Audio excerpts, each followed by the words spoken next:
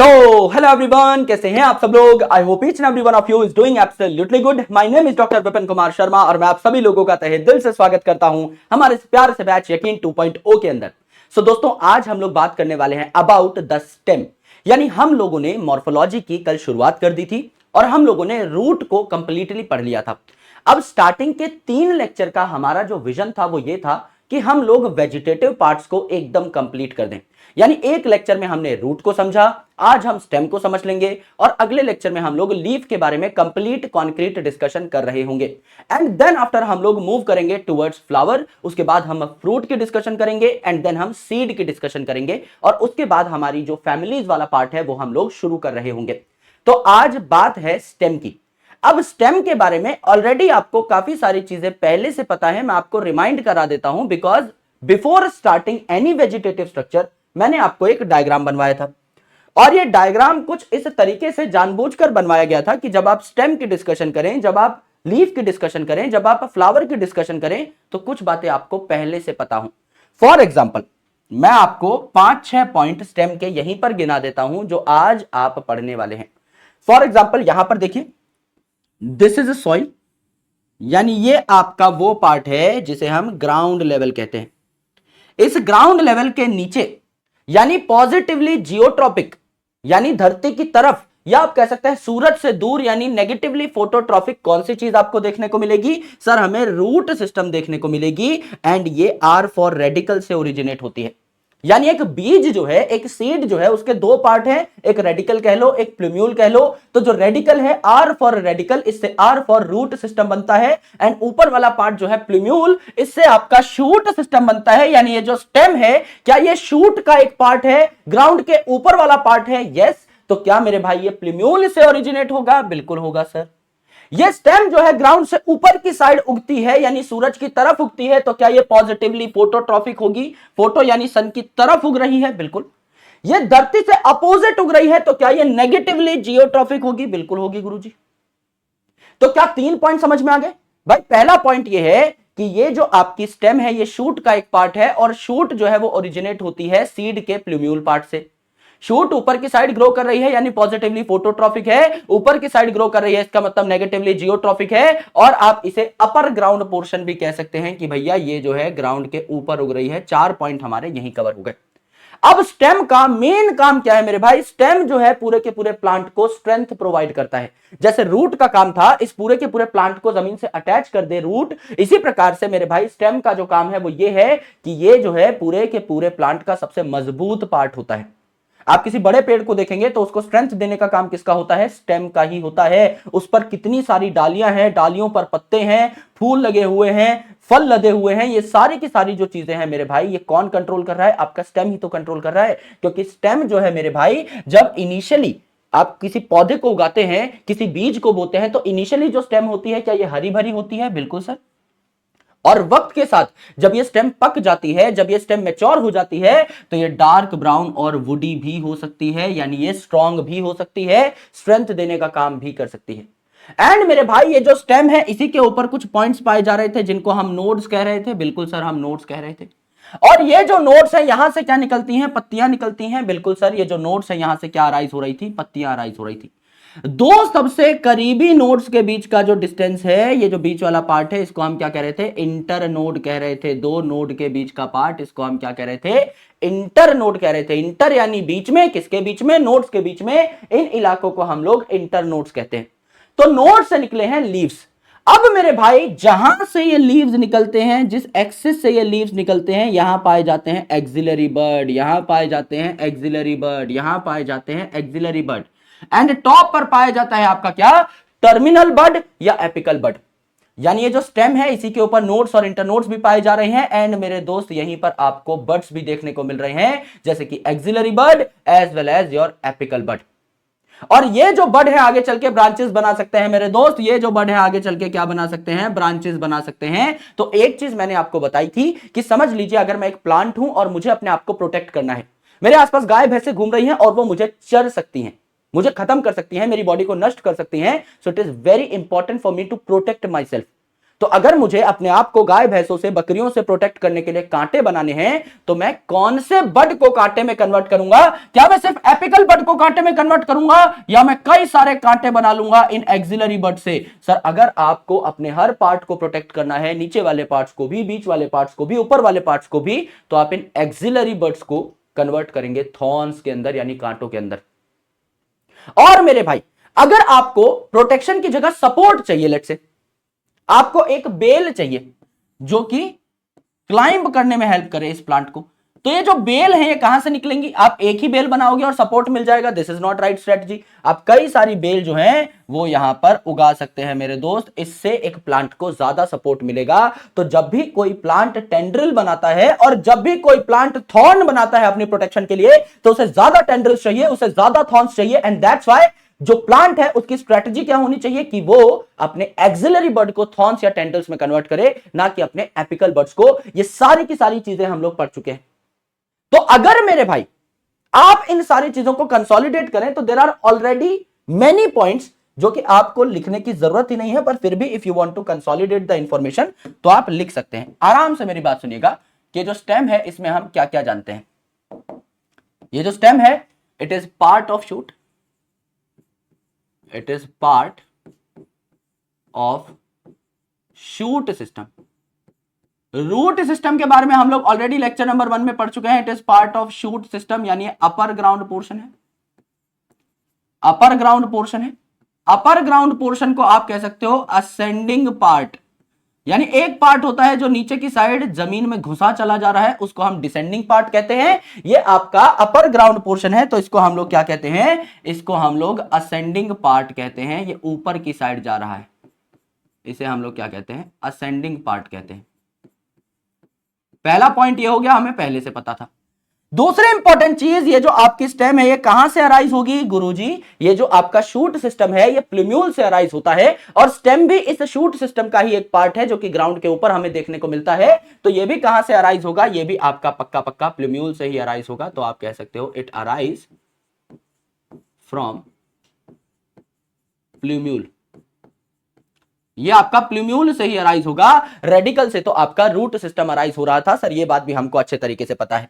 तीसरी इंपॉर्टेंट चीज, जब स्टेम आपकी यंग होगी, जब आपने नया नया बीज जो है बोया है जमीन में और एक छोटा सा पौधा बना है, जब ये स्टेम आपकी यंग है तो ये कैसी है? ग्रीन ग्रीन सी है। हर्बेशियस आपका प्लांट है, छोटा सा पौधा आपको दिखाई दे रहा है। लेकिन कुछ प्लांट्स ऐसे होते हैं जो आगे चल के बहुत मोटे मोटे पेड़ बन जाते हैं, तो उनकी जो आपकी स्टेम है, जब ये आपके क्या हो जाएंगे? एजेड हो जाएंगे, तो इनकी जो स्टेम है ये क्या हो जाएगी? डार्क ब्राउन हो जाएगी। और डार्क ब्राउन के साथ साथ ये आपकी वुड भी बना लेगी, लकड़ी भी बना लेगी, तो ये वुडी भी हो जाएगी। ये बात भी हमें पता है। इसमें हमने अभी तक कोई नया पॉइंट देखा नहीं है, ये तीनों पॉइंट हमको पहले से पता थे। These are already mentioned in the diagram जो कि हमने पहली स्लाइड पे बनाया था। अब हम बस इन पॉइंट्स को कंसोलिडेट कर रहे हैं। जो स्टेम है इट बियर्स, स्टेम का काम क्या है? पूरे के पूरे प्लांट को स्ट्रेंथ प्रोवाइड करना। तो ये जो आपका स्टेम है ये बियर करेगा। इस पे क्या क्या चीजें पाई जाएंगी? सर इसी पे पत्ते पाए जाएंगे, इसी पे डालियां पाई जाएंगी, इसी पे फल पाए जाएंगे, इसी पे फूल पाए जाएंगे। So it bears branches. पूरा पेड़ का जो वजन है वो ये डाली ही उठा के रखती है, ये बेसिकली स्टेम ही उठा के रखती है। चाहे ब्रांचेस हो, चाहे आपकी लीव्स हो, चाहे आपके फ्रूट्स हो, चाहे आपके फ्लावर्स हो, ये सारी की सारी चीजें आपकी कौन बियर करता है? स्टेम बियर करती है। स्टेम इसके अलावा क्या करती है मेरे दोस्त? स्टेम जो है it also have, stem also have, क्या क्या होता है भैया स्टेम पे? Stem also have nodes and internodes. Nodes और इंटरनोड्स यहां पर पाए जाते हैं। नोड्स और इंटरनोड्स के बारे में हम लोग पहले से जानते हैं। नोड्स वो इलाके हैं मेरे भाई जहां से लीव्स अराइज करती हैं। So leaves arise from this part, या आप कह सकते हैं फ्रॉम नोड्स। नोड्स वो इलाके हैं जहां से पत्ते अराइज हो रहे होते हैं। एंड इंटरनोड क्या है? इंटर मतलब बीच में, किनके बीच में? नोड्स के बीच में। तो it is the space between two closest nodes. दो सबसे पास वाले जो आपके नोड्स हैं उनके बीच का जो डिस्टेंस है इसे हम क्या कहते हैं, इंटरनोड कहते हैं। तो स्टेम जो है इसके पास क्या पाए जाएंगे, नोड और इंटरनोड भी पाए जाएंगे। अदर देन दैट अगर आप एक बात लिखना चाहें तो वो बात भी आप लिख सकते हैं। स्टेम जो है इस पे और क्या पाए जा सकते हैं, stem has birds, stem has birds. पहला जो बर्ड है मेरे भाई ये है आपका एपिकल बर्ड, एपिकल बर्ड। और दूसरा जो है मेरे भाई ये है आपका एक्सिलरी बर्ड, एक्सिलरी बर्ड। नाम से ही पता लग रहा है कि ये कहां कहां पाए जाएंगे और क्या क्या काम करेंगे। फॉर एग्जांपल अगर आपको मैं एपिकल बर्ड की बात बताऊं तो एपिकल बर्ड कहां पर पाया जाएगा, समझ लीजिए भैया ये आपकी स्टेम है, समझ लीजिए आपकी स्टेम है। तो एपिकल बर्ड कहां पाया जाएगा, एपेक्स पे पाया जाएगा, this is your apical bud. और मेरे दोस्त यहां पर अगर आप बात करें एक्सिलरी बर्ड की तो एक्सिलरी बर्ड कहां पाए जाएंगे, जहां जहां से ये लीव्स निकल रही हैं इनकी एक्सिल पे, इनकी एक्सिस पे, जिस एक्सिस से ये लीफ निकल रही हैं इनकी एक्सिस पे कौन पाया जाएगा, आपका एक्सिलरी बर्ड पाया जाएगा। ये जो एक्सिस है यहां से कौन निकलता हुआ दिखाई देगा, आपको एक्सिलरी बर्ड निकलता हुआ दिखाई देगा। तो आप लिख सकते हैं ऑन एक्सिल ऑफ लीव्स, ऐसी एक्सिस जहां से पत्ते निकल रहे हैं उस पॉइंट पे से आपका एक्सिलरी बर्ड निकल रहा होगा। और एपिकल बर्ड जो है ये आपका टर्मिनस पे पाया जाएगा, एकदम एंड पे पाया जाएगा। तो यूजुअली ये जो है आपका सिंगल होगा। लेकिन मेरे भाई एक्सिलरी बर्ड जो है ये बहुत सारे होंगे, ये मैं आपको कल ही लिखवा चुका था मेरे भाई, जब मैं आपको यहां पर बर्ड के बारे में बात बता रहा था, that they are multiple in number. And यहां अगर आप देखोगे एपिकल बर्ड तो ये आपका यूजुअली सिंगल होता है, ये बात डायग्राम में मेंशन थी। अब मेरे भाई ये जो आपके एक्सिलरी बर्ड हैं बहुत सारे हैं, तो अगर आपको थॉर्न बनाने हैं या अगर आपको टेंड्रिल बनानी है फॉर सपोर्ट तो आप क्या करेंगे, आप इन एक्सिलरी बर्ड्स का इस्तेमाल करेंगे, बहुत सारे थॉर्न और बहुत सारे टेंड्रिल बनाने के लिए। So for protection and support, so for protection and support plant makes thorns and tendrils, जिनके बारे में आज मैं आपको पढ़ाऊंगा स्टेम मॉडिफिकेशन में, tendrils which are usually made from, which are usually made from axillary birds. बहुत सारे बनाने हैं ना एक्सिलरी बर्ड्स। पता लगा मैं सर पे जो है एक थॉर्न रख के बैठा हूं, नीचे से कोई मुझे काट गया भाई, तो क्या फायदा हुआ। मैं हर पॉइंट से थॉर्न्स निकालूंगा, हर पॉइंट से कांटे निकालूंगा, तो मुझे कोई भी जानवर किसी भी पॉइंट पे नहीं खा पा रहा होगा। तो मैं अगर अपनी प्रोटेक्शन करना चाहता हूं, मैं अगर सपोर्ट लेना चाहता हूं, तो एक कांटे या एक आपके क्लाइंबर से मेरा काम नहीं चलेगा, एक टेंड्रिल से मेरा काम नहीं चलेगा, मुझे बहुत सारे टेंड्रिल और बहुत सारे थॉर्न चाहिए। तो मैं एक्सिलरी बर्ड को इन टेंड्रिल्स में या थॉर्न्स में कन्वर्ट कर रहा हूंगा। ये हमारे स्टेम की बेसिक बातें हैं, जनरल बातें हैं, एकदम जनरल बातें हैं। यहां पर देखो मेरे भाई क्या लिखा हुआ है एनसीईआरटी में, सेम इसी टॉपिक के लिए एनसीईआरटी में क्या लिखा हुआ है, लेट्स चेक दैट। देखो मेरे भाई व्हाट आर द फीचर जो कि स्टेम और रूट को डिफरेंट बनाते हैं। स्टेम असेंडिंग पार्ट है, यानी रूट जमीन के अंदर घुस जाती है, लेकिन स्टेम जो है ऊपर की साइड निकलती है। इस पे ब्रांचेस मिलेंगी स्टेम पे, इस पे लीव्स मिलेंगी, इस पे फ्लावर मिलेंगे एंड फ्रूट मिलेंगे, एकदम सही बात है। ये जब सीड जर्मिनेट करेगा तो प्लूम्यूल से आपकी स्टेम बनेगी, रेडिकल से आपकी रूट बनती है, एकदम करेक्ट बात है। यहां पर स्टेम पे नोड्स और इंटरनोड्स पाए जाएंगे, एकदम सही बात है। ऐसा इलाका जहां से लीव्स निकलती हैं उस इलाके को नोड कहा जाता है। और मेरे भाई इंटरनोड जो है ये दो सबसे क्लोजेस्ट नोड्स के बीच का डिस्टेंस है, इसे इंटरनोड कहते हैं। स्टेम जो है इस पे बड भी हो सकते हैं, ये टर्मिनल बड यानी एपिकल बड भी हो सकते हैं जो एपेक्स पे पाए जाते हैं, और एक्सिलरी बड भी हो सकते हैं जो लीफ की एक्सिल पे पाए जा सकते हैं। जब स्टेम नई होती है तो ये ग्रीन होती है, और जब मेरे भाई ये स्टेम पुरानी हो जाती है, ओल्ड हो जाती है, तो ये डार्क ब्राउन कलर की हो जाती है एंड वुडी हो जाती है, यानी एक भी पॉइंट हमारा छूटा नहीं। लेकिन सबसे अच्छी बात क्या थी कि एक भी पॉइंट हमने नया पढ़ा नहीं। यहां पे जितनी भी चीजें हैं, क्या मैंने आपको एक भी पॉइंट नया बताया है, एक भी पॉइंट। मेरे भाई ये वाला जो पॉइंटर था ये हम लोगों ने सबसे पहले पढ़ा था। स्टेम ग्रीन होती है यंग, डार्क ब्राउन होती है ओल्ड, ये बात भी लिखी हुई है पीछे डायग्राम में। स्टेम पे ब्रांचेस मिलेंगी, बच्चा बच्चा जानता है। नोड्स इंटर नोड्स कल हो गया था। एपिकल एक्सिलरी बड कल हो गया था। यानी ये डायग्राम इतने एक्सपीरियंस के बाद तैयार किया गया है मेरे भाई, कि जब आप कोई भी टॉपिक छुएं, जैसे कल मैं आपको लीफ पढ़ाऊंगा, तो लीफ के इनिशियल इंट्रोडक्टरी जो 10-12 पॉइंट है वो मैं आपको इसी डायग्राम से निकाल के दिखाऊंगा। अगले लेक्चर में भी I bring the very same diagram, और इसी से मैं आपको लीफ जो है उसका इंट्रोडक्शन खत्म करवा दूंगा। यह कलाकारी है मेरे दोस्त, दिमाग में लोड नहीं पड़ना चाहिए। यानी अगर आपने इस डायग्राम को अच्छे तरीके से बना लिया है, अच्छे तरीके से देख लिया है, तो आपको टेंशन लेने की जरूरत नहीं है, अधिकतर पॉइंट्स आपके ऑटोमेटिकली मेरे साथ साथ ही कवर हो जाएंगे। अब फंक्शंस ऑफ स्टेम लिंक करके पढ़ने का ये सबसे बेस्ट तरीका है। फंक्शंस ऑफ स्टेम आप खुद बताओ मेरे भाई, दो फंक्शन मैंने आपको कल बता दिए थे, खुद बताइए क्या क्या थे वो फंक्शंस ऑफ स्टेम। भाई पहला मैंने आपको रूट का जो फंक्शन बताया था कि वो जमीन से अटैच करता है प्लांट को। उसके बाद मैंने बताया था रूट की जो टिप है वो प्लांट ग्रोथ रेगुलेटर बनाती है। तो मैंने आपको कहा था कि शूट की टिप भी प्लांट ग्रोथ रेगुलेटर बनाएगी। तो आप कह सकते हैं शूट टिप, शूट टिप यानी जो आपके स्टेम की टिप है, shoot tip makes plant growth regulators. Plant growth regulators को हम लोग प्यार से क्या कह रहे थे? प्लांट ग्रोथ रेगुलेटर्स को गुरुजी आप प्यार से प्लांट हार्मोन्स भी कह रहे थे। यानी आपकी शूट की टिप और रूट की टिप जो है ये प्लांट हार्मोन्स बनाती है। क्या ये बात करेक्ट है? एकदम करेक्ट है गुरुजी, कोई दंगा पंगा परेशानी यहां पर नहीं है। दूसरी इंपॉर्टेंट चीज मेरे भाई, शूट टिप जो है प्लांट ग्रोथ रेगुलेटर बनाती है। दूसरी इंपॉर्टेंट बात मैंने आपको बताई थी कि लीव्स जो है खाना बनाती हैं, दे यूज टू फोटोसिंथेसाइज। और जब लीव्स खाना बनाएंगी तो खाना बना बनाकर प्लांट के हर पार्ट को देंगी, यानी रूट को भी देंगी, स्टेम को भी देंगी। अगर रूट में खाना जा रहा था तो जरूरी नहीं कि रूट उस पूरे के पूरे खाने को यूटिलाइज कर ले, कुछ बचा कुचा खाना जो एक्स्ट्रा आ गया है उसको स्टोर कर लेगी।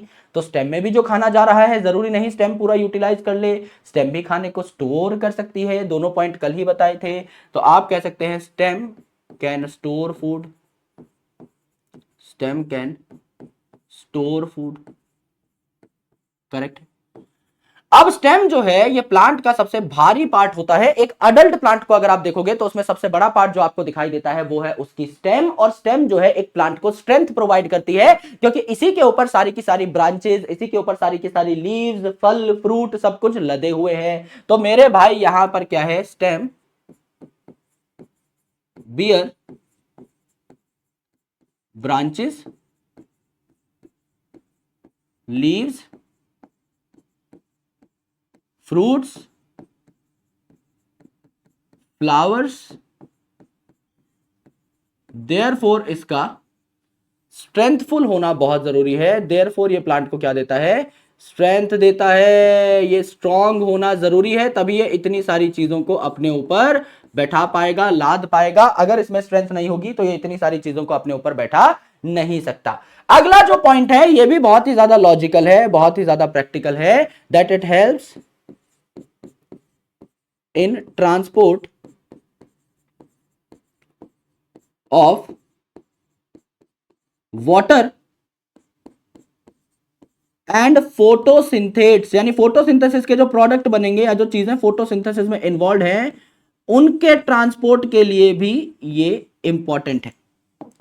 फोटोसिंथेट्स, फोटोसिंथेट्स फूड वगैरह के ट्रांसपोर्ट में भी ये बहुत ही ज्यादा इंपॉर्टेंट रोल अदा करता है। कैसे गुरुजी? अभी बताता हूं। समझ लीजिए ये है आपकी स्टेम, है ना, डार्क ब्राउन कलर की बना लेते हैं। ये है आपकी स्टेम। स्टेम के ऊपर लगा है पत्ता, है ना। मुझे पता है कि तुम्हें भी ये बात पता है, लेकिन फिर भी बनाना पड़ेगा ना भाई, क्योंकि ये पत्ता है। वाह क्या बात कर दी गुरुजी, काफिया मिलाया है। आओ, आपको पता है कि रूट जो है ये आपकी जमीन में गड़ेली होती है, जमीन में पड़ेली होती है, और यहां से वाटर मिनरल एब्जॉर्ब करके प्लांट के हर पार्ट को देती है। लीफ को भी यही देती है, एकदम सही बात है। जब वाटर मिनरल्स एब्जॉर्ब करके आप लीफ तक पहुंचाना चाहेंगे, रूट से लीफ तक पहुंचाना चाहेंगे, तो बीच में कौन सा हाईवे पड़ रहा है? Sir stem.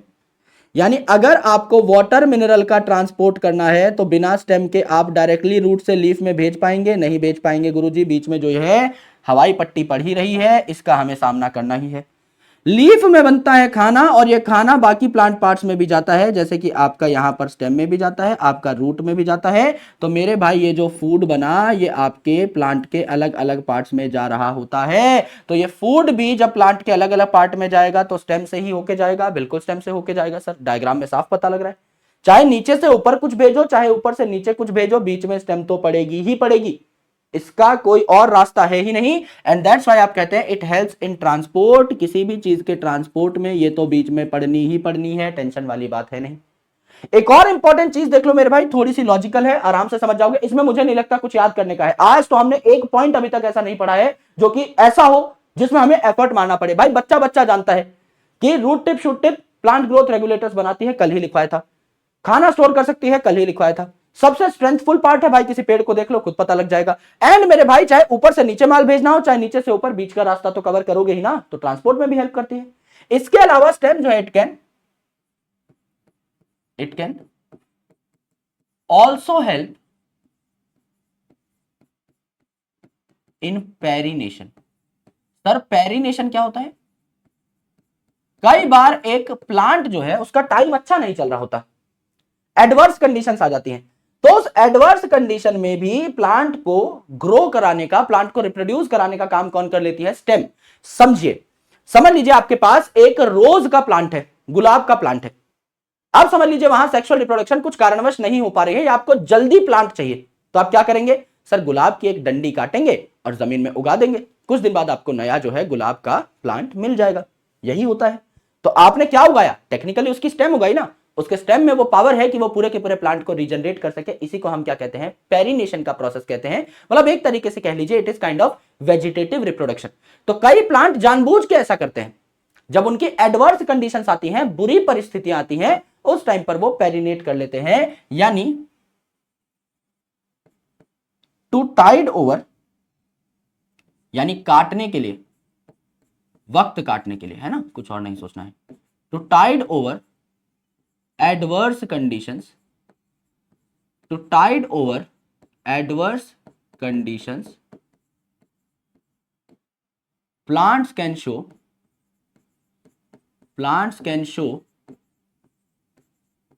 perination. Plant can show perination where their vegetative parts can also give rise to new plants. Where their vegetative parts can also give rise to new plants.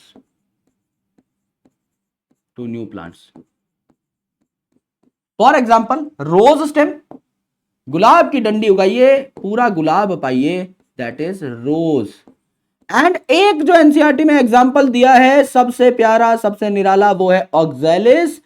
Theory में नहीं दे रखा है, diagram में छुपा करके बात लिखी है, जब डायग्राम दिखाऊंगा तो आपको आइडिया लगेगा। तो जब एक प्लांट की परिस्थितियां बुरी हैं तो भी वो अपने आप को रिप्रोड्यूस कराने के लिए क्या करता है? अपने वेजिटेटिव पार्ट्स का सहारा लेता है, जहां सबसे कॉमन पार्ट कौन सा है? स्टेम है। तो इस स्टेम के बलबूते पर जो प्लांट है वो क्या कर जाता है? रिप्रोड्यूस कर जाता है। इसे हम पेरिनेशन कहते हैं। तो स्टेम इस काम भी आ सकती है। जैसे आलू की आंख होती है, आई ऑफ पोटैटो, तो क्या वो वेजिटेटिव रिप्रोडक्शन में हेल्प करती है? बिल्कुल करती है। भाई आपने आलू देखा होगा, कई बार उस पर कुछ बड बने होते हैं, आंखें बनी होती हैं, उसे आई ऑफ पोटैटो कहते हैं। उस आई ऑफ पोटैटो को अगर आप चाकू से काटोगे और जमीन में उगा दोगे, नया जो है आपका पोटैटो देखने को मिल जाएगा, आपको कोई दिक्कत है ही नहीं। इसी प्रकार से राइजोम होते हैं इन जिंजर एंड बनाना, तो वहां पर भी आपको ग्रोथ देखने को मिल जाती है, वहां पर भी आपको रिप्रोडक्शन देखने को मिल जाती है। तो कई सारे ऐसे प्लांट्स हैं जो अपने वेजिटेटिव पार्ट से भी ग्रो कर जाते हैं। यही हमने देखा कि मोस्ट कॉमन जो वो पार्ट है दैट इज स्टेम। इससे भी आप नया प्लांट तैयार कर सकते हैं, पेरिनेशन करा सकते हैं। तो ये कुछ जनरल बातें थी। इसके अलावा स्टेम जो है, क्योंकि स्ट्रेंथ वाला पार्ट है तो प्रोटेक्शन में भी हेल्प करेगा। स्टेम जो है कई बार आपका क्लाइंबर बन जाएगा तो आपकी क्लाइंबिंग में भी हेल्प करेगा। एंड इसी प्रकार से और भी छोटी मोटी चीजें हो सकती हैं, लेकिन मेन जो आपका भाग है, मेन जो आपका पार्ट है वो यही है। इसको हम एनसीईआरटी में पढ़ लेते हैं, अभी तक हमने कोई धूम नहीं मचाई है।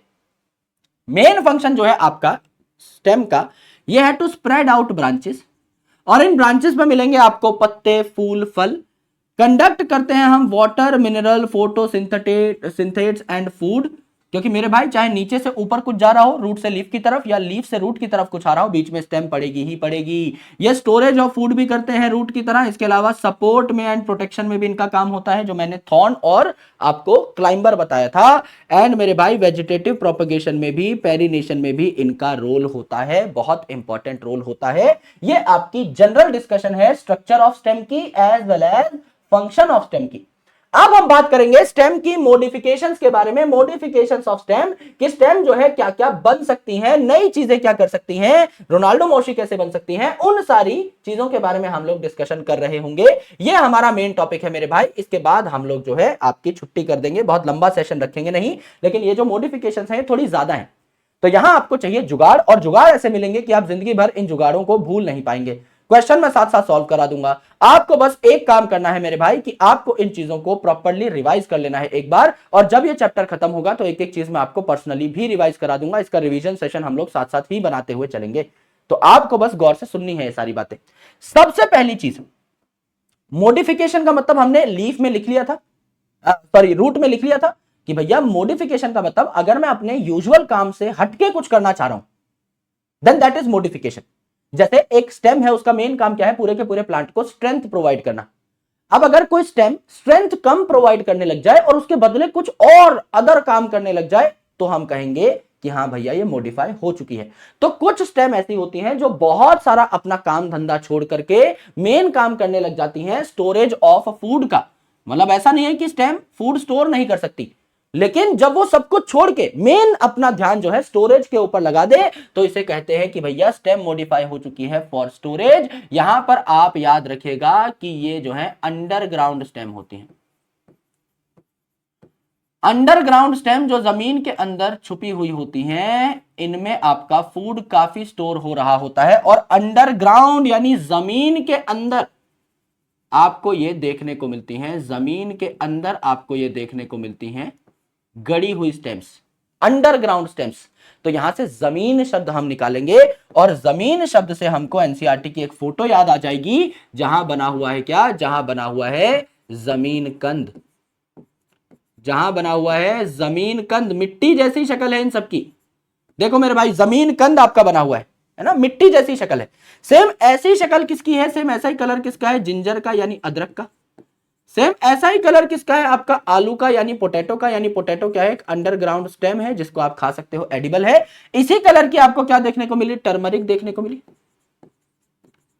और लगभग लगभग इसी कलर का आपको देखने को मिला कोलोकेसिया यानी अरबी वर्बी जो है, ये भी यहां पर आपकी आ जाएंगी। तो मेरे भाई जमीन कंद, आपने अंडरग्राउंड स्टेम से एक शब्द निकाला जमीन कंद, और उस जमीन कंद जैसी शक्ल के सारे जो आपके एग्जांपल्स थे उनको मैंने साथ रख दिया है। तो चाहे जमीन कंद हो, चाहे आलू हो, चाहे अदरक हो, चाहे कोलोकेसिया हो, चाहे आपका टर्मरिक हो, ये सारे के सारे जो हैं आपके एक जैसे दिखते हैं, इसीलिए इनको हमने एक साथ बना दिया है। तो ये आपके विजुअल मेमोरी में स्टोर हो जाना चाहिए, ये आपके विजुअल मेमोरी में स्टोर हो जाना चाहिए कि भैया ने 5 चीजें दिखाई थी और पांचों चीजें लगभग लगभग सेम सेम से कलर की थी, एक जैसी दिखाई दे रही थी। तो ये सारी चीजें एक जैसा काम कर रही होंगी। इन सारी चीजों को आप खा सकते हैं। आलू आपने खाया है, अदरक आपने खाई है, अरबी आपने खाई है, हल्दी आपने खाई है, तो इन सारी चीजों को आप खा सकते हैं। इसका मतलब इनमें फूड स्टोर किया गया है, और अगर फूड स्टोर किया गया है तो ये ऐसी अंडरग्राउंड स्टेम्स हैं which are modified for food storage. इनको बनाया ही इसलिए गया है कि इनमें खाना स्टोर किया जा सके। तो सबसे पहली जो मॉडिफिकेशन है वो है फॉर फूड स्टोरेज, एंड इसमें हमने 5 एग्जांपल देखे। फूड स्टोर करती हैं अंडरग्राउंड स्टेम, तो अंडरग्राउंड का मतलब होता है जमीन के अंदर, तो जमीन शब्द निकालो, और जमीन कंद जैसे दिखने वाले जो पांचों आपके ग्रुप है, 5 भाई 5 तबाही, इनके नाम लिख डालो, जमीन कंद, आलू, जिंजर, टर्मरिक एंड कोलोकेसिया। बात यहां पर खत्म हो जाती है। दूसरा अगर आप देखें तो पेरिनेशन, पेरिनेशन जो है मेरे भाई, पेरिनेशन जो है ये आपको मैंने बताया अभी, it is to tide over extreme conditions. अगर किसी प्लांट की परिस्थितियां बहुत बुरी हैं, अगर किसी प्लांट के जीवन में एडवर्सिटीज आ चुकी हैं, एडवर्स कंडीशंस आ चुकी हैं, तो उन एडवर्स कंडीशंस को टाइड ओवर करने के लिए यानी अपनी नैया पार लगाने के लिए ये जो प्लांट्स हैं ये क्या करते हैं, to tide over adverse conditions, ये क्या करते हैं, पेरिनेशन करते हैं, रिप्रोड्यूस करते हैं। Therefore they reproduce by vegetative organs, they reproduce by vegetative organs. तो वेजिटेटिव ऑर्गन से ये रिप्रोडक्शन करते हैं। और मेरे भाई आपका एग्जाम्पल क्या हो जाएगा, अभी अभी मैंने आपको लिखवाया था पीछे, एनसीईआरटी का सबसे मेन जो एग्जाम्पल है इस केस में, जो डायग्राम में दे रखा है आपको, सीधा सीधा नहीं दे रखा, दैट इज ऑक्सैलिस। यानी यहां पर मैंने आपको दो मॉडिफिकेशन बताई हैं। स्टेम का स्ट्रक्चर और स्टेम के फंक्शंस में आपको क्लियर कर चुका हूं। मैंने यहां पर आपको दो मॉडिफिकेशन बताई हैं। पहला मॉडिफिकेशन जहां स्टेम फूड को स्टोर करने लग जाती है, अंडरग्राउंड स्टेम बन जाती है। अंडरग्राउंड यानी जमीन के अंदर पाई जा रही होती है, इसीलिए जमीन शब्द मैंने यहां से निकाला। और मैंने 5 अलग अलग प्लांट्स को याद कर लिया, जमीन कंद, कोलोकेसिया, आपका आलू, जिंजर एंड टर्मरिक। उसके अलावा जो आपकी पेरिनेशन है, ये मैंने लास्ट स्लाइड में आपको लिखवाई थी, जो ऑक्सैलिस में देखने को मिल रही थी। तो यहां पे आपका क्या हो जाएगा, second modification that is for perennation, ये हो जाएगा ऑक्सैलिस में। इन्हीं बातों को एनसीईआरटी में देख लेते हैं। तो स्टेम जो है ये अपने आप को कई बार मॉडिफाई कर लेती है और अलग अलग फंक्शन करने लग जाती है। जैसे आलू है, अदरक है, टर्मरिक है, जमीन कंद है और कोलोकेसिया है। तो ये जमीन कंद शब्द से पता लगा कि ये सारी की सारी स्टेम अंडरग्राउंड पाई जा रही हैं, जमीन के अंदर पाई जा रही हैं। तो ये फूड स्टोर करती हैं। स्टेम जो है ये as an organ of perennation भी काम करती है। यानी अगर कोई प्लांट है उसकी अनफेवरेबल कंडीशंस आ चुकी हैं तो उसको बेसिकली ये रिप्रोड्यूस करने में हेल्प करती है स्टेम। एंड इसका एग्जांपल क्या हो जाएगा, टर्मरिक। तो यहां आपका जिंजर दे रखा है, पहचानते हैं हम लोग, जमीनकंद दे रखा है, पोटैटो दे रखा है। मैंने आपको यहां पर colocasia as well as turmeric भी सेम कलर की बनाकर दिखाई थी। एंड मेरे दोस्त यहां पर अगर आप देखें स्प्रेड एंड वेजिटेटिव प्रोपगेशन, अगर ये अपने आप को स्प्रेड कर रहे हैं, वेजिटेटिवली प्रोपगेट कर पा रहे हैं, तो मेरे दोस्त यहां पर देखो ऑक्सैलिस का नाम आए। तो ऑक्सैलिस मैंने कहां से निकाला, एनसीईआरटी के डायग्राम से निकाला। तो वो है आपकी मॉडिफिकेशन फॉर फूड स्टोरेज और ये है आपकी मॉडिफिकेशन फॉर पेरिनेशन और फॉर वेजिटेटिव रिप्रोडक्शन। ये हम लोगों ने अभी तक की बात कर ली है। दो मॉडिफिकेशन हमने देख ली है, क्योंकि कई सारे नाम है इसीलिए मैं पहले पढ़ा रहा हूं, फिर एनसीईआरटी दिखा रहा हूं, पढ़ा रहा हूं, फिर एनसीईआरटी दिखा रहा हूं, जिससे कोई प्रॉब्लम, कोई तकलीफ, कोई दिक्कत परेशानी आपको ना हो। अब अगली जो चीज है ये है आपकी बेल, टेंड्रिल। तो टेंड्रिल जो है इट इज फॉर्म्ड, किससे बनेगी, एक्सिलरी बड से या एपिकल बड से? सर एक्सिलरी बड से, काफी सारी टेंड्रिल बनानी पड़ेगी ना। Formed by the modification, it is formed by the modification of axillary bud, it is formed by the modification of axillary bud. ये बात हम लोग पहले से जानते हैं। अब मेरे भाई ये जो टेंड्रिल है ये दिखती कैसी है? टेंड्रिल जो है ये पतली लंबी बेल होती है। तो टेंड्रिल कैसी है आपकी, थिन लॉन्ग स्लेंडर स्ट्रक्चर, यानी पतली लंबी बेल जैसी आपकी कॉइल्ड स्ट्रक्चर होती है, घुमावदार स्ट्रक्चर होती है। इसको हम लोग क्या कहते हैं, टेंड्रिल कहते हैं। इस प्रकार की आपकी टेंड्रिल देखने को मिलती है, राइट। इसी प्रकार की आपकी बेल होती है, दिस इज योर टेंड्रिल। अब ये टेंड्रिल पाई किन में जाएगी, ये टेंड्रिल पाई जाएगी, एग्जांपल है जीजी में, ये टेंड्रिल पाई जाएगी जीजी में। अब आपको पता है अंगूर की भी बेल होती है, यानी ग्रेप वाइन की भी बेल होती है। तो पहली जो बेल हो जाएगी ये किसकी हो जाएगी, ग्रेप वाइन की, ग्रेप वाइन की भी बेल होती है। और दूसरी जो बेल हो जाएगी मेरे भाई ये किसकी हो जाएगी, गॉड फैमिली की, गॉड्स फैमिली की। तो गॉड फैमिली में कौन कौन आता है, फॉर एग्जांपल आपका बिटर गॉड आता है। बिटर गॉड क्या होता है सर, बिटर गॉड माने करेला, बिटर होता है ना, कड़वा होता है, बिटर गॉड करेला। आपका बॉटल गॉड होता है। बॉटल गॉड क्या होता है सर, बॉटल जैसी शेप किसकी होती है, लौकी भाई, है ना। उसके बाद अगर आप देखें यहां पर बॉटल गॉड हो गया, बिटर गॉड हो गया, आप वाटरमेलन देख लो, वाटरमेलन जैसी शक्ल का एक और आदमी देख लो, आप पंपकिन देख लो, है ना। उसके अलावा अगर आप देखें और देख लो भाई, आप खरबूजा देख लो, है ना, आप खीरा देख लो, कुकुम्बर देख लो। इन सब में ये जो आपकी सबसे शाही फेवरेट सब्जियां है ना, टिंडा, करेला, लौकी, तोरई, ये सारे के सारे जो है गॉड फैमिली के मेंबर हैं। तो गॉड में आपके क्या आ जाएंगे, कद्दू, टिंडा, ये सारी चीजें आपकी आ जाएंगी। तो जीजी में यानी ग्रेप में, यानी आपकी अंगूर की बेल में, एज वेल एज आपकी गॉड्स की बेल में कौन देखने को मिलेगा, आपको टेंड्रिल देखने को मिलेगा। और वो टेंड्रिल किससे बना है, स्टेम की मॉडिफिकेशन से बना है। एक और टेंड्रिल होती है जैसे कि मटर की बेल, वो अलग है, वो लीफ मॉडिफिकेशन है। यहां पर आपको स्टेम मॉडिफिकेशन में सिर्फ जीजी याद करना है, यानी ग्रेप और गॉड्स, बस इतना आपको ध्यान रखना है। यह है आपकी टेंड्रिल। अगर आप थॉर्न की बात करें, अगर आप थॉर्न की बात करें तो थॉर्न क्या है? थॉर्न जो है ये एवेंजर के विलन की बात नहीं है, थॉर है ना, थॉर। अच्छा वो तो थेनोस था, सॉरी भैया, मैं माफी चाहता हूं, मेरा रिवीजन पूरा नहीं हुआ है ना, हीरो को विलन बना दिया मैंने। नहीं मेरे भाई, थॉर तो अच्छा आदमी था, हथौड़े वाला भैया है हमारा थॉर, है ना। आओ अब इस कंसेप्ट को फोड़ देते हैं। तो मेरे भाई थॉर्न जो है ये क्या है? एक कांटा बना लेते हैं, यहां पे चुभ ना जाए, देखना मेरे भाइयों, ये आपका पॉइंटेड वुडी, थोड़ा लकड़ी का होता है, यानी कि मतलब थोड़ा टाइट होता है ना, थोड़ा स्ट्रेंथ होती है इसमें, जिससे मुड़े तुड़े ना। पता लगा कोई काटा ही किसी को स्वादिष्ट लग रहा है, हरा भरा काटा है ना, खा गए, तो it should be woody, it should be pointed, किसी को चुभे, क्योंकि इसका पर्पस ही है किसी को नुकसान पहुंचाना, कि मुझे कोई खाने आ रहा है तो मैं अपना डिफेंस करूं। और मैं अपना डिफेंस कैसे कर पाऊंगा? जब वो मुझसे डरे, वरना तो मैं डिफेंस कर ही नहीं पाऊंगा। मैं काटा हूं लेकिन मैं फ्लेक्सिबल काटा हूं, मुड़ तुड़ जाता हूं, कोई खा के चला जाएगा पता भी नहीं चलेगा। So that's why it should be pointed, woody यानी हार्ड, एंड स्ट्रेट, स्ट्रेट ऐसा फ्लेक्सिबल सा नहीं मेरे भाई, हार्ड होना चाहिए, एंड स्ट्रेट। कांटा लगता है तो मुंह से कुछ भी निकल जाता है भाई, है ना, कुछ भी निकल सकता है। तो एग्जाम्पल हो जाएंगे बीसी, है ना। तो मेरे भाई यहां पर किसी को कांटा लगा, उसके मुंह से कुछ निकल गया, तो यहां पर क्या हुआ? बोगेनविलिया, बोगेनविलिया, एंड आपका यहां पर क्या हो जाएगा? सिट्रस। तो सिट्रस और बोगेनविलिया में कांटे होते हैं, थॉर्न होते हैं, जो कि किससे बने हैं? स्टेम मॉडिफिकेशन से बने हैं। और मैंने आपको बताया था एक्सिलरी बड से ही ये बनेंगे, they are modified axillary buds. ये भी आपके एक्सिलरी बड है, काफी कांटे बनाने पड़ेंगे, they are modified axillary buds. ये भी आपके एक्सिलरी बड है, कई सारे एक्सिलरी बड होंगे तो उनसे कई सारे कांटे बनेंगे, एंड अकॉर्डिंगली आप अपनी रक्षा कर पाएंगे, यानी प्लांट अपनी रक्षा कर पाएगा। अगला जो मॉडिफिकेशन है यह है फोटोसिंथेसिस का। आइला स्टेम फोटोसिंथेसिस, यस मेरे भाई, इन सम केसेस स्टेम जो है वो मॉडिफाई हो जाती है और पत्ते की तरह बिहेव करने लग जाती है।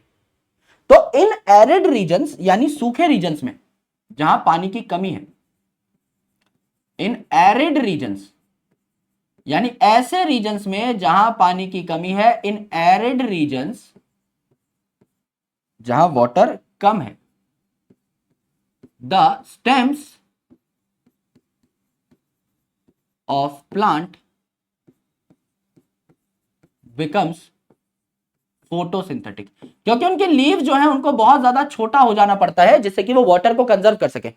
अगर लीफ बहुत बड़ी बड़ी होंगी, बहुत चौड़ी चौड़ी होंगी, तो पानी उड़ जाएगा। जितना ज्यादा सरफेस एरिया लीफ का, उतना ज्यादा वो ट्रांसपायर करेंगी, उतना ज्यादा वो पानी उड़ाएंगी। अब हम नहीं चाहते कि पानी उड़े, पहले इनके पास पानी की कमी है, रेगिस्तान जैसे इलाकों में पाए जा रहे हैं। तो मेरे भाई जैसे कैक्टस को अगर आप देखोगे तो उसकी पत्तियां कांटों में कन्वर्ट हो जाती है for protection purpose as well as surface area घटाने के लिए, जिससे कि मेरे भाई पानी कम से कम लॉस हो। लेकिन फोटोसिंथेसिस भी करना जरूरी है। अब पत्ती को तो कांटा बना दिया, तो आपकी स्टेम जो है ये आपकी क्या करने लग जाती है? फोटोसिंथेसिस करने लग जाती है। तो मेरे दोस्त यहां आपने देखा कि इन एरिड रीजन्स जहां पानी कम है, the stem of plants becomes photosynthetic,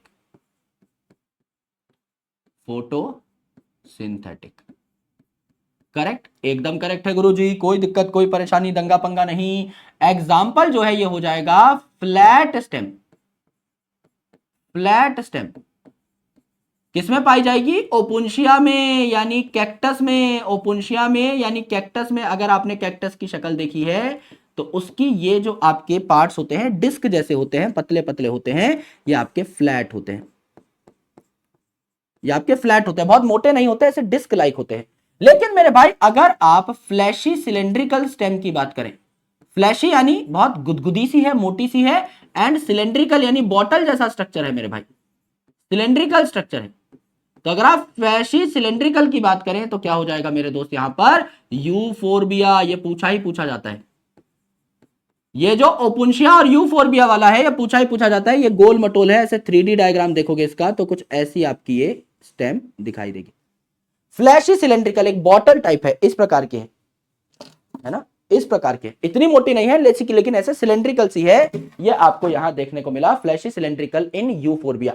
तो आपके दो प्रकार की यहां पर स्टेम है, एक आपकी फ्लैट सी स्टेम है जो कि आपको कैक्टस में देखने को मिल जाएगी, एक फ्लैशी एंड सिलेंड्रिकल स्टेम है जो कि आपको यूफोरबिया में देखने को मिलेगी।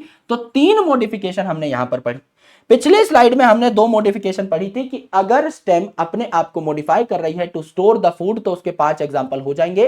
अगर कोई स्टेम अपने आप को फूड स्टोर करने के लिए मॉडिफाई कर रही है तो वो अंडरग्राउंड स्टेम होगी, जमीन के अंदर। तो पहला एग्जांपल जमीन कंद, और उसके जैसे दिखने वाले बाकी प्लांट्स की शक्ल भी हमने वहां पर बना ली थी। तो जमीन कंद हो जाएगा, आलू हो जाएगा, जिंजर हो जाएगी, टर्मरिक हो जाएगी, कोलोकेसिया हो जाएगी। अगर हम पेरिनेशन की बात करें तो एग्जांपल ऑक्सैलिस हो जाएगा, जहां वो वेजिटेटिवली रिप्रोड्यूस करा सकता है ऑक्सैलिस प्लांट को इन एडवर्स कंडीशन। अगर मैं बात करूं यहां पर तो आपका सबसे पहला जो मॉडिफिकेशन है वो है टेंड्रिल। तो बेल बन जाएगी आपकी एक्सिलरी बड किन किन केसेस में, आपके जीजी के केसेस में, यानी ग्रेपवाइन और गॉड्स के केसेस में।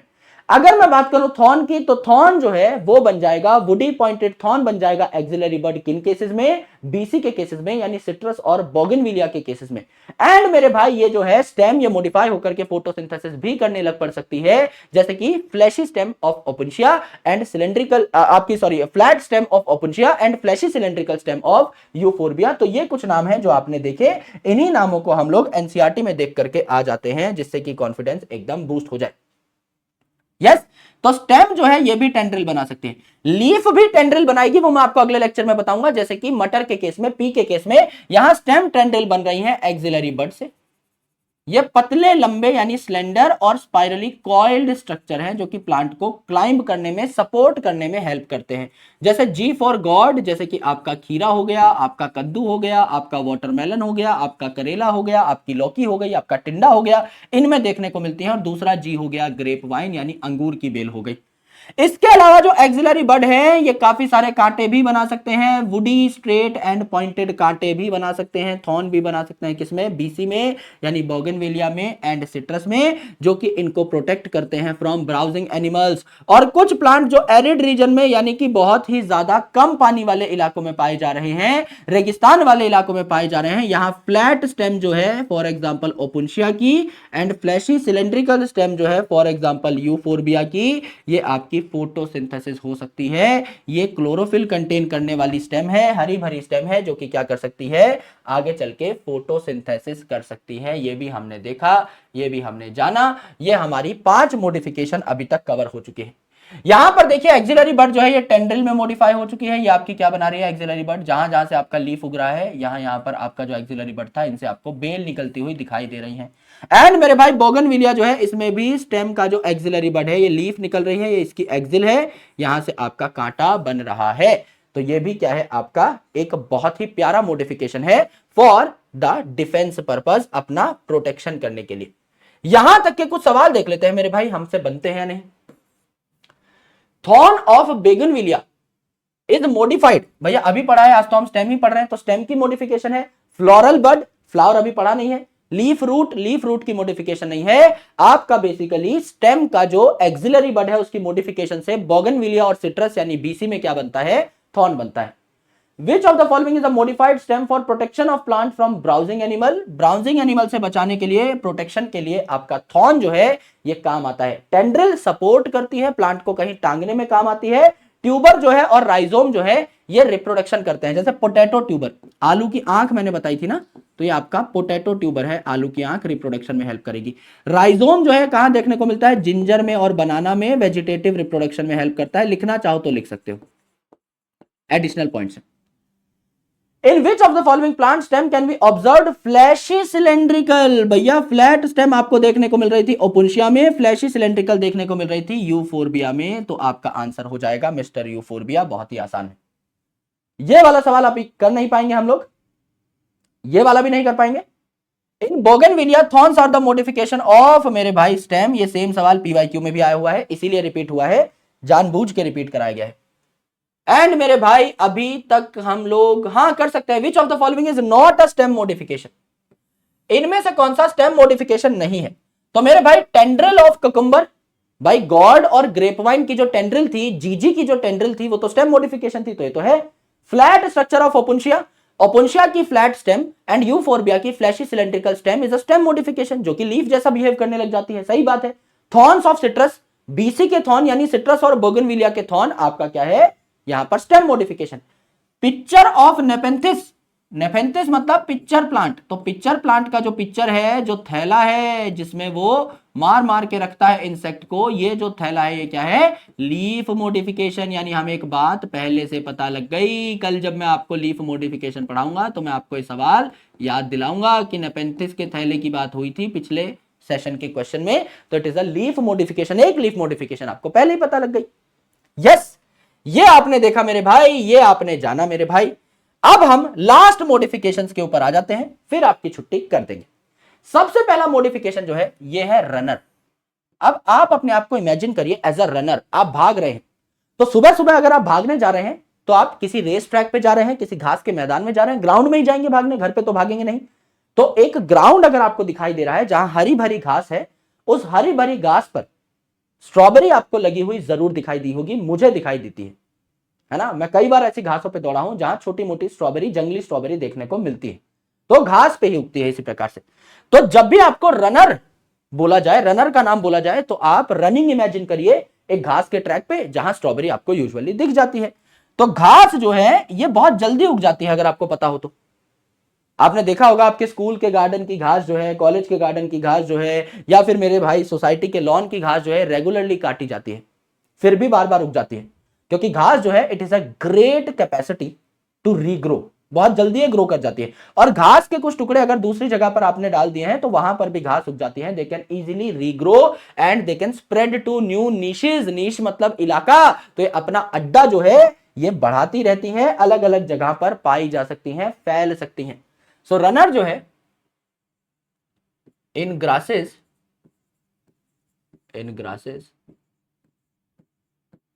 it helps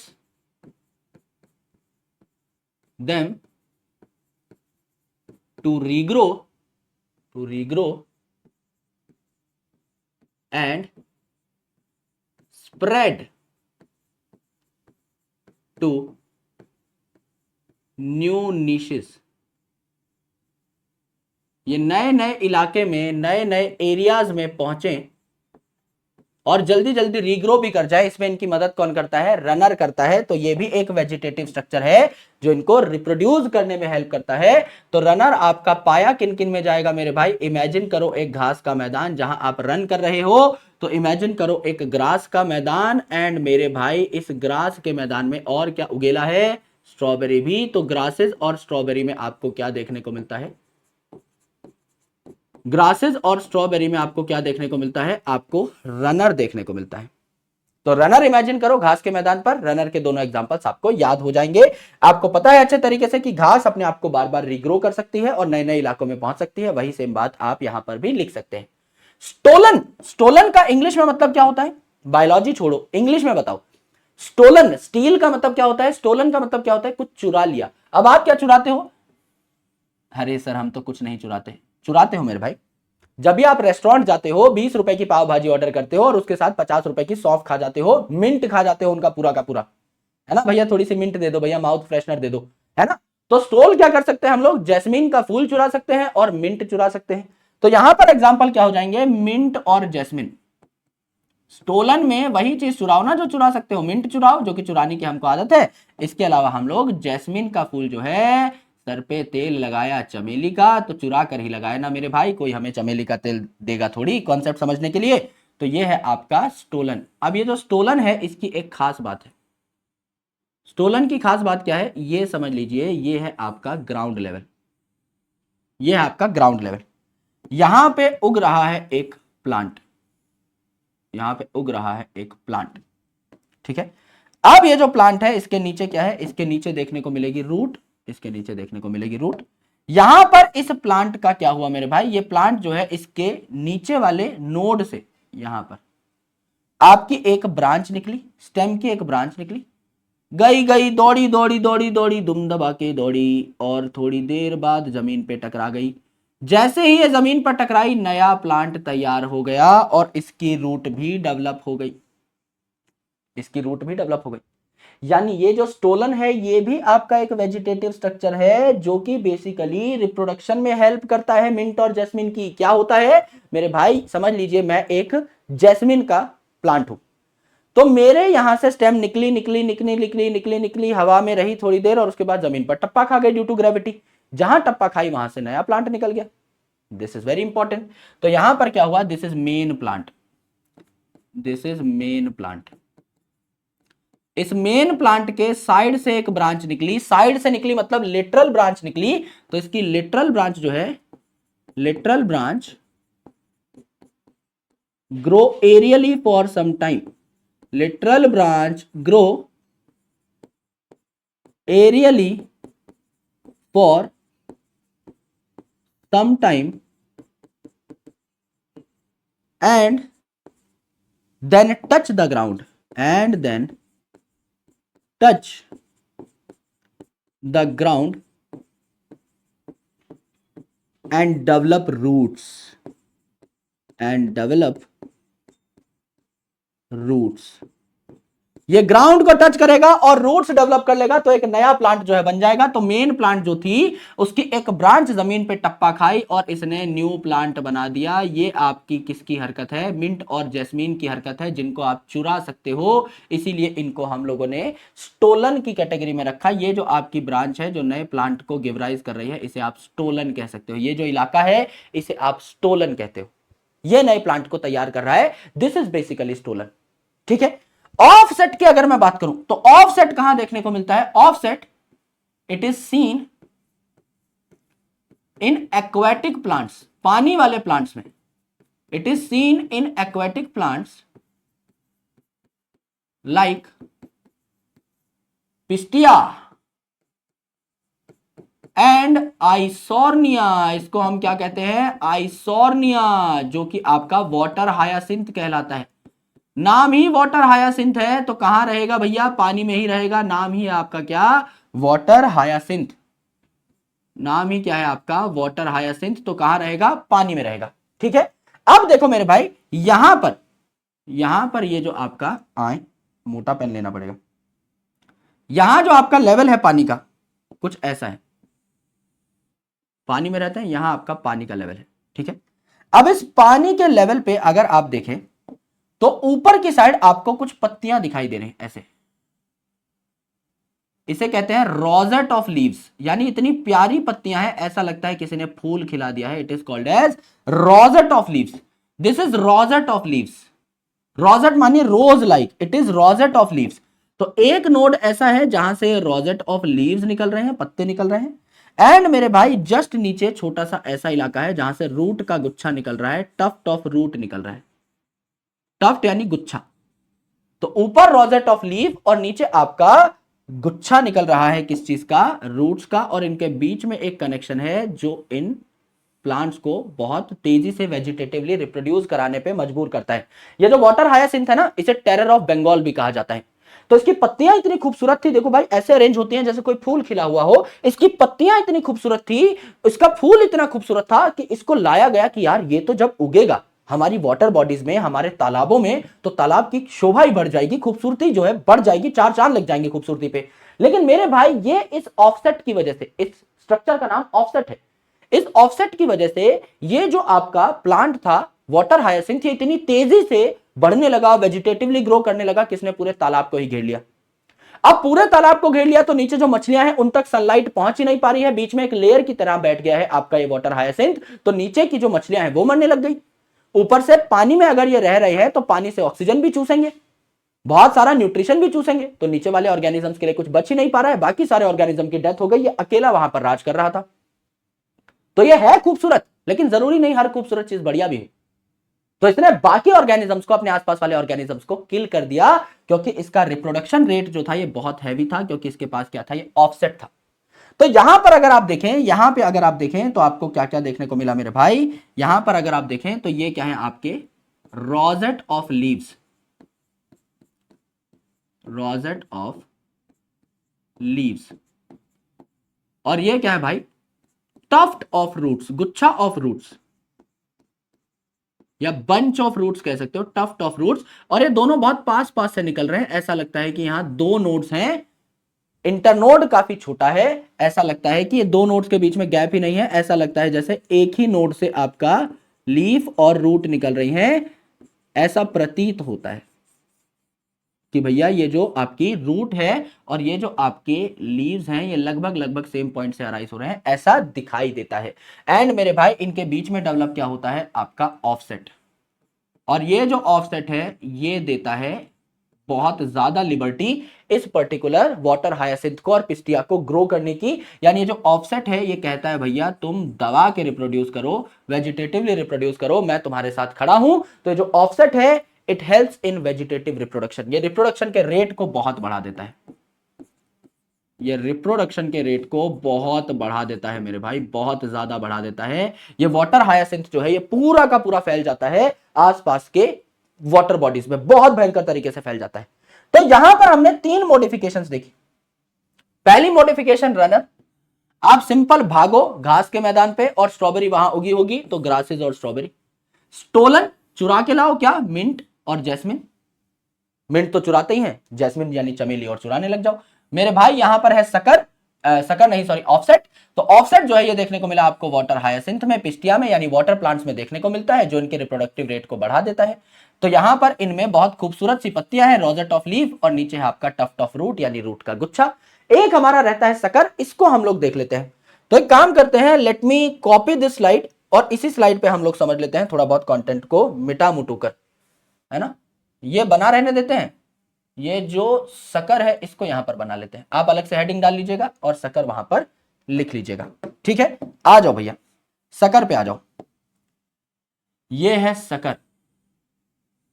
हमने क्या किया, सबसे पहले जमीन बनाई, ठीक है। जमीन पे हमने क्या किया भैया, एक प्लांट उगाया, प्लांट उगाया। अब ये इस प्लांट की स्टेम है, तो नीचे की साइड क्या देखने को मिलेगी, सर स्टेम है तो रूट भी देखने को मिलेगी, बिल्कुल देखने को मिलेगी। अब यहां क्या हुआ, यहां जो स्टेम की एक ब्रांच थी पहले हवा में उगी उगी उगी उगी उगी और जमीन पे टप्पा खा गई। यहां क्या हुआ मेरे भाई, यहां क्या हुआ, यहां आपकी ये जो स्टेम की ब्रांच है, यहां आपकी जो स्टेम की ब्रांच है ये आपकी पहले ही टप्पा खा गई, फिर अंडरग्राउंड उगी उगी उगी उगी और ऑब्लिक टेढ़ी बाहर आ गई। यानी कि ये जमीन के अंदर रही अंदर रही अंदर रही, जमीन से न्यूट्रिशन सक करती रही, एनर्जी लेती रही, ताकत लेती रही, और अचानक से ऐसे टेढ़ी बाहर आई, और मेरे भाई ग्रो करना शुरू कर दिया। और यहां पर नीचे क्या डेवलप हो गई, रूट डेवलप हो गई, यहां पे नीचे रूट डेवलप हो गई, और ऊपर आपकी क्या डेवलप हो गई, शूट डेवलप हो गई। यानी मेरे भाई यहां से आपकी टेढ़ी मुंडी करके बाहर निकली है आपकी स्टेम, पहले अंडरग्राउंड ग्रो करती रही और फिर टेढ़ी यानी ऑब्लिक निकली है और अंडरग्राउंड ग्रो करती रही। इसको हम लोग क्या कह रहे हैं, इसको हम लोग मेरे भाई क्या कह रहे हैं, सकर कह रहे हैं। तो सकर में क्या हुआ, this is main plant, this is main plant, correct sir, this is main plant. Main plant जो है इसकी एक literal branch, literal branch grown underground, literal branch grown underground and come outward obliquely, वो अंदर अंदर ग्रो करती रही और उसके बाद जब बाहर आई तो मजनू भाई की तरह टेढ़ी बाहर आई, ऑब्लिकली बाहर आई, जिसे हम लोग क्या कहते हैं, जिसे हम लोग कहते हैं क्या, आपका सकर। ये जमीन से न्यूट्रिशन सक करके बाहर निकल गई, ऐसे सक करके बाहर निकल गई और मेरे भाई ग्रो करने लगी, नया प्लांट बनाने लगी। तो ये सकर जो है ये भी आपका वेजिटेटिव रिप्रोडक्शन का एक तरीका आप मान सकते हैं।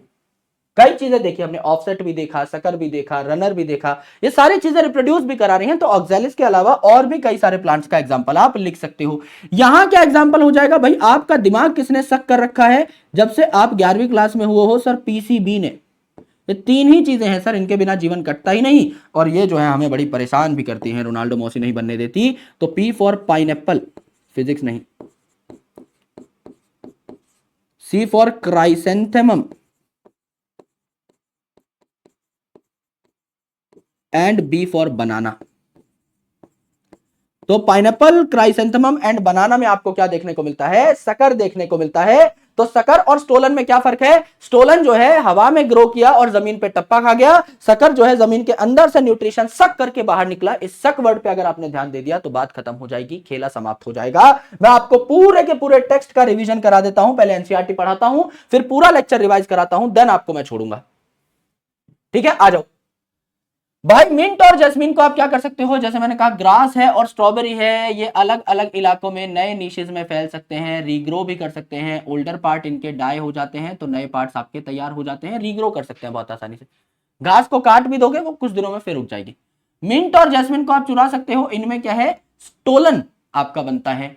तो एक स्लेंडर ब्रांच है, पतली सी ब्रांच है जो कि बेस ऑफ द स्टेम से निकली है, एक मेन प्लांट के स्टेम से निकली है और थोड़ी देर हवा में उगती है, फिर आपका नीचे जाकर के जमीन पे टप्पा खा जाती है, टच हो जाती है। उसके बाद आपने देखा एक्वेटिक प्लांट्स में ऑफसेट यानी कि आपका छोटे छोटे इंटरनोड होते हैं, ऐसा लगता है कि लीव्स और रूट जो है सेम पॉइंट से ही निकल रहे हैं। पिस्टिया और आइसोर्निया में ये देखने को मिलता है ना। इसके अलावा अगर आप देखें तो बनाना पाइनएप्पल क्राइसेंथेमम यानी पीसीबी में जो है आपकी एक लेटरल ब्रांच ओरिजिनेट होती है, जमीन में चली जाती है अंडरग्राउंड और उसके बाद न्यूट्रिशन सक करके बाहर निकलती है ऑब्लिकली यानी टेढ़े तरीके से और नया प्लांट बना लेती है। इसको हम लोगों ने क्या कह दिया, इसको हम लोगों ने कह दिया मिस्टर सकर। अब इन्हीं सारी चीजों को देख लेते हैं एक बार दोबारा से एंड देन हम लोग कुछ क्वेश्चंस करेंगे, छुट्टी हो जाएगी आपकी। सारे पॉइंट से समझा देता हूं, कुछ नहीं छोड़ेंगे, किसी पॉइंट के साथ कॉम्प्रोमाइज नहीं करेंगे। भाई शूट सिस्टम जो है इसी का पार्ट है स्टेम। शूट सिस्टम जमीन के ऊपर होता है, तो क्या ये अपर ग्राउंड पोर्शन है या फिर आपका असेंडिंग पोर्शन है? Yes sir. रूट सिस्टम बना रेडिकल से, शूट सिस्टम बना प्लूम्यूल से। जब स्टेम नई होती है तो हरी भरी होती है, जब पुरानी हो जाती है तो डार्क ब्राउन कलर की हो जाती है, लकड़ी डेवलप हो जाती है। यहां पर स्टेम जो है इस पे ब्रांचेस होती हैं, ब्रांचेस पे पत्ते फूल फल कुछ भी हो सकता है। स्टेम पे आपके नोड और इंटरनोड पाए जाते हैं। नोड वो पॉइंट है जहां से पत्तियां निकलेंगी और दो नोड्स के बीच का जो गैप है इसे इंटरनोड कहा जाता है। स्टेम में एपिकल बड यानी स्टेम के एपेक्स पे, स्टेम के टिप पे टर्मिनल बड या एपिकल बड पाया जाता है और जहां जहां से लीव्स उग रही हैं उन एक्सिल पे आपका एक्सिलरी बड भी पाया जा सकता है। तो एक्सिलरी बड मल्टीपल है, एपिकल बड सिंगल है। इसके अलावा आप देखें तो रूट टिप और shoot tip plant growth regulator बना सकते हैं, रूट और शूट फूड स्टोर कर सकते हैं। स्टेम जो है इस पे ब्रांचेस होंगी और कई सारी चीज उस पे पाई जाएंगी। स्टेम जो है ये ट्रांसपोर्ट में हेल्प करेगा क्योंकि चाहे रूट से लीफ की तरफ पानी भेजना हो, चाहे आपका लीफ से रूट की तरफ फूड भेजना हो, बीच में ये स्टेम पड़ेगी ही पड़ेगी, तो it is helping in transportation. ये जो आपकी स्टेम है जब भी किसी प्लांट की बुरी परिस्थितियां आती हैं और वो सेक्सुअली रिप्रोड्यूस नहीं कर पाता है तो उनको रिप्रोड्यूस करने में हेल्प करती है, जैसे कि ऑक्सैलिस के केस में। स्टोरेज की अगर आप बात करें तो हमें पता है कि अंडरग्राउंड स्टेम जो है वो फूड को स्टोर करती है। अंडरग्राउंड से आपने एक शब्द निकाला जमीन, और जमीन कंद से मिलते जुलती सारी शक्लें आपने यहां पर देख ली। तो जमीन कंद हो गया, कोलोकेसिया हो गया, टर्मरिक हो गई, जिंजर हो गई, पोटैटो हो गई। रिप्रोडक्शन के लिए यहां पर क्या देखने को मिल सकता है, ऑक्सैलिस देखने को मिल सकता है। टेंड्रिल आपको मिलेगी जीजी में यानी ग्रेप्स में और गॉड्स में। उसके अलावा थॉर्न आपको मिलेंगे बीसी में यानी बोगनविलिया और सिट्रस में। एंड मेरे भाई आपकी फोटोसिंथेसिस कर सकती है स्टेम उन प्लांट्स में जो कि एरिड रीजन यानी ऐसे रीजन में पाए जाते हैं जहां पानी की कमी है। तो ये स्टेम जो है फ्लैट भी हो सकती है आपके ओपुंशा के केस में और फ्लैशी सिलेंड्रिकल भी हो सकती है आपकी यूफोर्बिया के केस में। रनर की मैं बात करूं तो आप रन करते हैं ग्रास पर, तो मेरे भाई grass and strawberry are runners, example of runners. And मेरे भाई स्टोलन जो है आपको कहां देखने को मिलता है, मिंट और जैस्मिन में, उन्हीं को आप स्टोल कर सकते हो। ऑफसेट मिलेगा आपको एक्वेटिक प्लांट में यानी पिस्टिया और आइसोनिया के अंदर। एंड मेरे भाई ये जो सकर है ये मिलेगा आपको पीसीबी के अंदर, जिन्होंने आपका दिमाग सक कर रखा है from day one, that is pineapple chrysanthemum and banana. ये आपकी कंप्लीट बात, कंप्लीट एग्जांपल्स हो जाते हैं आराम से। अब हम सवाल कर सकते हैं, लेट्स चेक कौन कौन से सवाल हैं। In some plants literal branches originate from the basal and underground portion of the main stem, grow horizontally beneath the soil and then come out obliquely। जमीन से न्यूट्रिशन सक करके बाहर निकला तो कौन है, सकर। सकर किस किस में पाया जा रहा था भाई, यहां पिस्टिया आइसोनिया में तो ऑफसेट पाया जा रहा था, मिंट जैस्मिन में स्टोलन पाया जा रहा था, ग्रासेस में आपका क्या पाया जा रहा था, रनर, पाइनएप्पल क्राइसेंथेमम बनाना में आपका सकर देखने को मिल रहा था, तो आंसर हो जाएगा। Lateral branches with short internodes giving rise to root below and leaves above the nodes। Short internode है, ऐसा लग रहा है कि जो आपकी टफ्ट ऑफ रूट्स है यानी रूट का गुच्छा एंड आपके रोजेट ऑफ लीव्स जो है ये सेम ही पोजीशन से उग रहे हैं, तो कहां देखने को मिलेगा मेरे भाई आपको, आइसोर्निया और पिस्टिया में ऑफसेट की बात हो रही है।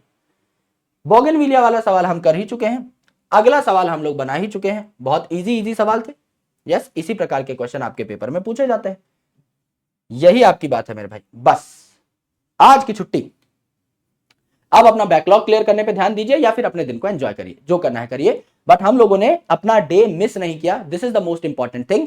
एंड बस मिलते हैं आपसे अगले सेशन में, जहां पर हम लोग लीव्स की डिस्कशन कर रहे होंगे। एंड आने वाले वीक में हम कोशिश करेंगे कि लीव्स के साथ हम लोग फ्लावर को भी एटलीस्ट कवर कर दें, क्योंकि बहुत सारा जो डिस्कशन है वो अभी रहता है।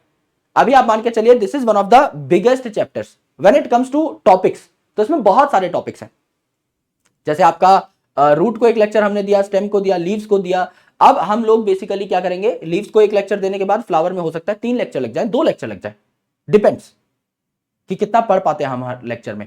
उसके बाद आपका फ्रूट को एक लेक्चर देना पड़ेगा और उसी के साथ सीड भी कवर हो जाएगा, उसमें कोई टेंशन नहीं है, दोनों एक ही लेक्चर में कवर हो जाते हैं। एंड मेरे भाई देन आफ्टर थोड़ा सा ट्रिकी पार्ट स्टार्ट हो जाता है, that is semi technical terms and families, वहां भी आपको अच्छा खासा टाइम डिवोट करना पड़ेगा। फिर एनाटॉमी काफी छोटा है, उसके बाद प्लांट फिजियोलॉजी ट्रूली प्रैक्टिकल, उसमें तो आप चाहें तो 1 हफ्ते में 1.5 हफ्ते में एक चैप्टर को खत्म कर सकते हैं। अगर आप एक्स्ट्रा क्लासेस के लिए उत्सुक हैं तो वहां पे हम लोग चीजों को खींच सकते हैं। Sexual reproduction in flowering plants में चीजों को खींच सकते हैं, वहां पे मॉर्फोलॉजी काफी रिपीट होगी। तो ये चैप्टर अगर आप ढंग से पढ़ जाते हैं, इसका फ्लावर पार्ट अगर आप ढंग से पढ़ जाते हैं, तो मेरे भाई आगे आपको कम मेहनत करनी पड़ेगी। Sexual reproduction of flowering plant का एटलीस्ट शुरू के 2 लेक्चर का काम आपका यही मॉर्फोलॉजी में ही हो जाएगा गारंटी के साथ। देन जेनेटिक्स बहुत मेहनत करनी पड़ेगी, अच्छे खासे क्वेश्चन सॉल्व करने पड़ेंगे, खूब मेहनत करनी पड़ेगी। एंड देन उसके बाद जो है मेरे भाई आपका बहुत चुटुर पुटुर सा ही टॉपिक बचेगा, जैसे microbes in human welfare ecology, which could be done very easily, right. अगर आपको इस सेशन पसंद आया मेरे भाई, तो एक बार वीपू भाई OP in the comment section please, या फिर तारा रारा इन द कमेंट सेक्शन। मैं मिलता हूं आपसे अगले सेशन में, तब तक के लिए अपना ख्याल रखिए, पढ़ाई करते रहिए, खूब मेहनत करेंगे भाई, तोड़ फोड़ देंगे इस एग्जाम को। लॉट्स ऑफ लव, जय हिंद, शुक्रिया, बाय बाय।